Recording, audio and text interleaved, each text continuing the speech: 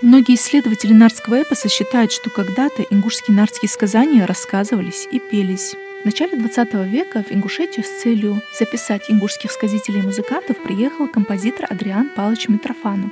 Он успел записать многих музыкантов, которые еще исполняли свои песни на смычковых музыкальных инструментах чондырь и атхекпандр. Среди них есть Магомед Аушев из селения Галаюрт. Адриан Павлович Митрофанов зафиксировал одну из его мелодий «Кулый кантнец». В нотах она хранилась более столетия в Ростовском архиве, откуда ее привез ингушский историк, краевед Берслак Газиков.